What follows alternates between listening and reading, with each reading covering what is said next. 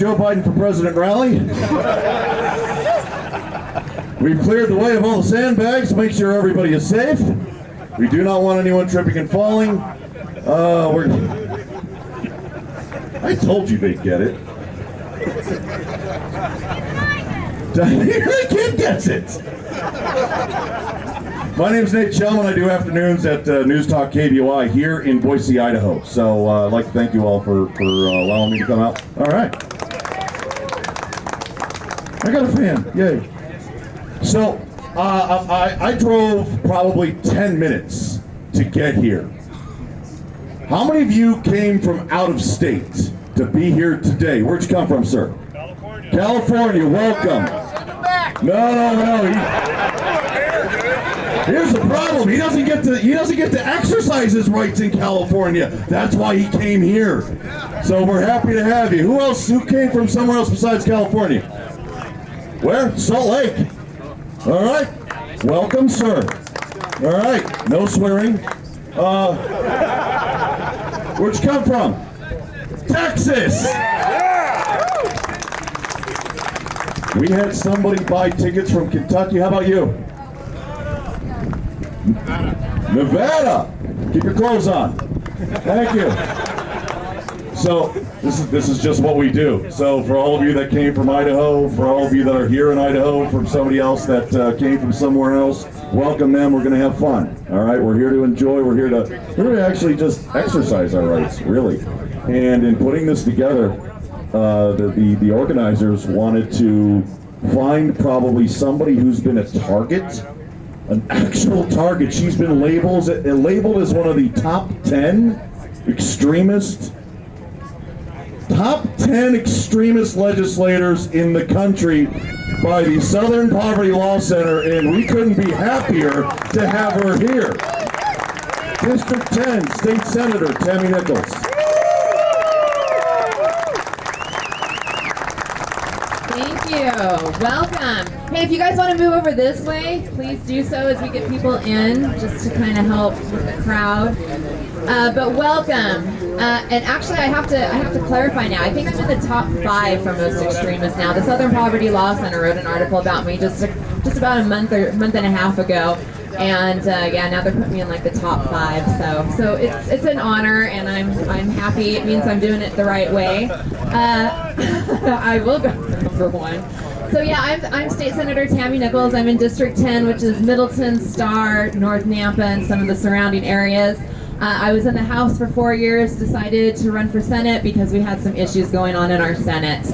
They weren't listening to the people, and they weren't passing good legislation, and they were stopping good legislation from happening. But I wanted to talk about one piece of legislation in particular that we worked on this last session. I was the floor sponsor on the Senate side, and that was House Bill 295. And the reason 295 is important is because it is a Second Amendment bill. What it was going to do, what's going on is you have manufacturers, and they've kind of pulled back now because several states have started banding together to stop them from doing this. But what they wanted to do is they wanted merchants that are using credit card companies that the credit card companies would use special codes so that they knew if you were purchasing ammunition, guns, and anything gun related, so that they could track you and form a list. So states have been running bills to stop that and saying that we're not going to allow that to happen. And because states have done that, it has caused the credit card companies to at least pull back for right now. So that was a bill that we passed saying that we are not allowing that to happen in our state. So it was a good bill. Protecting our businesses, protecting you guys, and keeping the government from having a running list on what you're purchasing. But we know that the Second Amendment is under attack, that we have issues going on within our country right now with the Biden administration doing what they're doing. How many of you have recently heard what Governor Newsom's trying to pull? Have you heard about his constitutional amendment that he wants to put in? He wants to open up the Constitution to help take away our Second Amendment rights. And I know they're doing a lot of good stuff in California, aren't they, about Second Amendment? But we want to make sure that here in Idaho that we're not allowing that sort of stuff to happen. And how many of you are new to our state? How many of you have just moved here? Raise your hand. Come on, it's okay. Put your hands up. Okay? I have to tell you that in my area, my district, I've been very impressed with the people that have been moving into my area. They tried to tell you here that it's the people from out of state that are coming here trying to make bad changes to our state. And I will tell you, that is not the case. The people that are coming here are the ones that are going to try to help us save Idaho and keep it the conservative state that we need it to be. But I want to warn you, we have things going on that are trying to undermine that.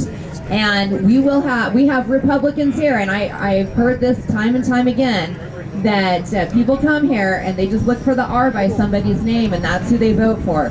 Don't fall in that trap. We have Republicans here that vote worse than our Democrats do. So make sure that when you are checking out who to vote for, and I don't care if it's legislative, if it's school board, or what have you, you've got to do your homework. You have to look into who these people are. But no, just because they have an R by their name does not mean they're a conservative Republican.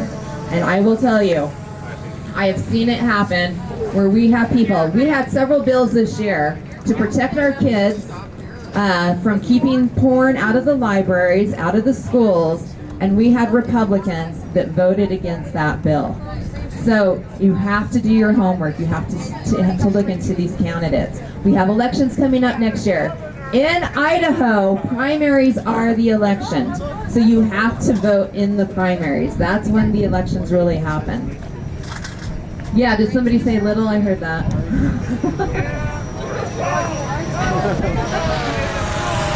The other thing that I want you guys to know, especially if you're new here, is you guys have to watch a documentary. I tell everyone that moves here to watch the Rocky Mountain Heist. If you don't know about that, you have to find it. It's about what happened to Colorado.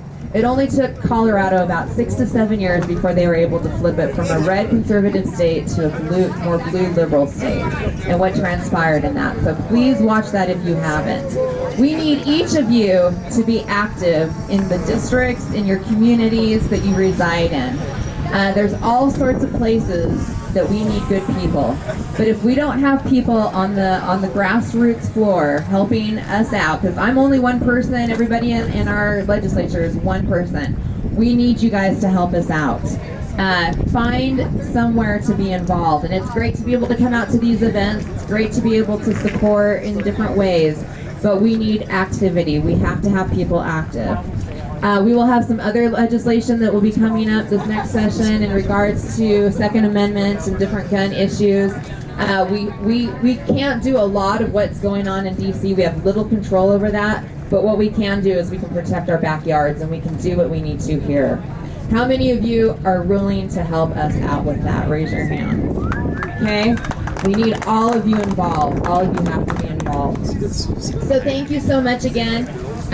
Please feel free to contact me. I appreciate you all being out here. Be active, be engaged, find a way to get involved. Help us, especially if you're new here, help us conserve Idaho and preserve it for future generations. We need your help to do that. Idaho is under attack. One final thing I want to leave you with is the Democrats are, like I'm saying, Idaho is a target. It is under attack. The Democrats have rented a building for the next 6 to 7 years because their focus is Idaho. They want to flip Idaho. Yeah, cheating probably will come into play with that. But they want to flip Idaho, so we have to be on the forefront of making sure that we're ahead of what they're trying to do. Because if we're not, you guys know, especially the ones that came here from out of state, that once it starts going down that slippery slope, you do not get it back. You can fight all you want, and I'm sure many of you tried fighting in your state to try to reverse what was going on. But once it starts going down that way, you are not going to get it back. So we need your help here. We need you to help preserve this state, and we need you to help us fight the garbage that's going on. And so, anyway, thank you so much for being here. Appreciate it. Again, Tammy Nichols, and you can find me, follow me on social media. I'm on everything Nichols for Idaho. And thank you again. Thank you so much.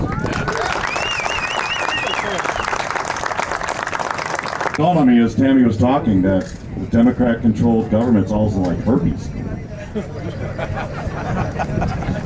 You're welcome. You can have that in your head all day today. So, some of you may have been aware that there was a president before this one. Can anybody help me out with his name? The GOAT! Our Solicitor General, Theo Wold, worked in the Trump White House, and now he's the Idaho Solicitor General. And you hear it from the legislative end of Second Amendment to hear from the legal end of Second Amendment. Please put a round warm welcome to Theo Wold. Thanks. Good morning, folks. Yeah, so our local paper here in Idaho said recently about me that I'm a far-right authoritarian who worked for Donald Trump in the White House, and I have a vaguely European accent. First part of that's all true. The last part, where I come from, those are fighting words. So I spent 3.5 years working for Donald Trump. My issue set in the White House was Second Amendment policy. So I'll just tell you about two of the victories that we had there that you may remember. One of them, when we came into office, the Obama administration had put in a rule that said that if you were a veteran and at any point you had received PTSD therapy, you had any issues where you needed a fiduciary, someone to step in and help you with your financial issues, that would be reported to the Social Security Administration. You would lose your ability to purchase or sell firearms. Your Second Amendment rights would be gone. So we went to President Trump. I proposed to President Trump, let's kill the rule.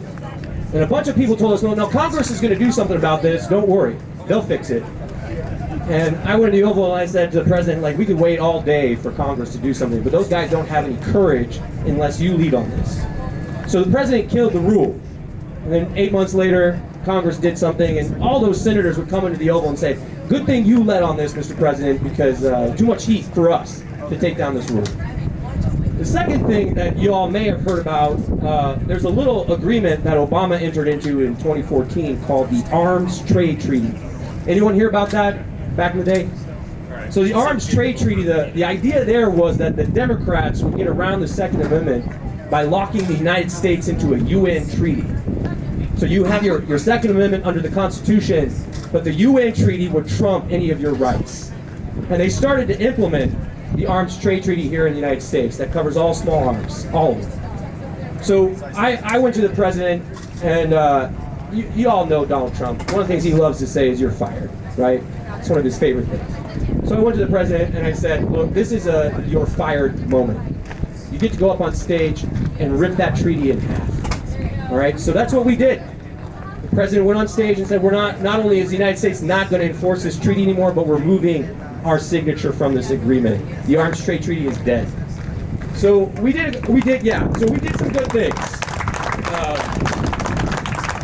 Look, you all saw some of the moments where Donald Trump didn't shine on the Second Amendment, and you can bet your bottom dollar those of us in the back room were sweating bullets. It was not. So there were days when we wish he was a little bit better, but there were little things like one more story I'll tell you here about a thing called Defense Analytics down in Texas. If anyone remembers this story, they were using 3D printing to print small arms.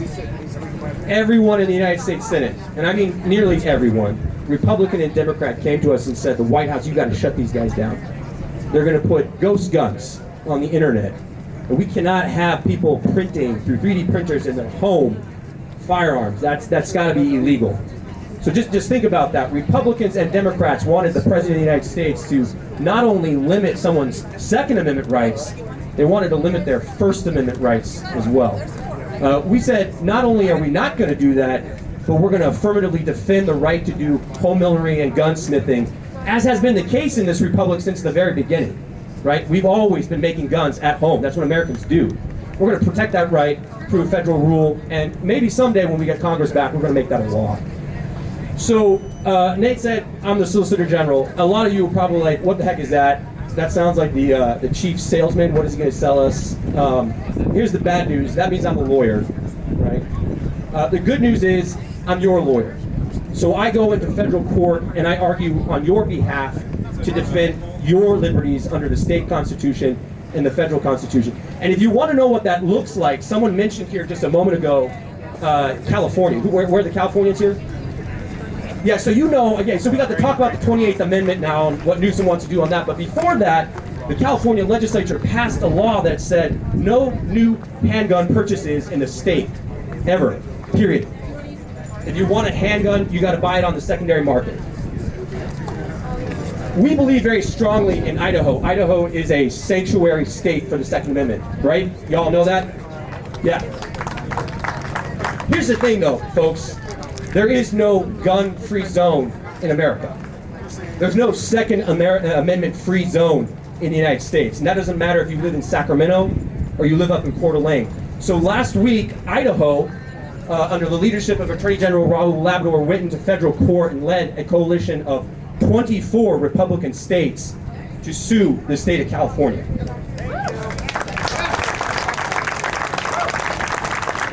We are suing the Biden administration on their pistol brace. We are suing the state of Connecticut on their limitations on ammunition and ammunition stamping. Okay? And we're going to be suing the city of Chicago on their gun-free zone law regulations here in just a couple weeks. And I don't want to make any promises. I don't want to lead you, thinking, "Wow, this guy raised our expectations." But I got a great team of lawyers working for me, and they will all tell you the same thing that they tell me every day. The NFA, its days are numbered. The NFA's days are numbered. All right? So I'll leave you with this. I mean, look, my dad used to say, rats and lawyers, every town's got them. Sometimes it's hard to tell them apart, right? I like to think I'm a good rat. I'm your rat, I'm your lawyer. We're going to war, we're going to protect your Second Amendment liberties, and we're going to make sure that not only is Idaho a sanctuary state for the Second Amendment, but every county and every municipality in the state is a sanctuary for the Second Amendment. Thanks for having us.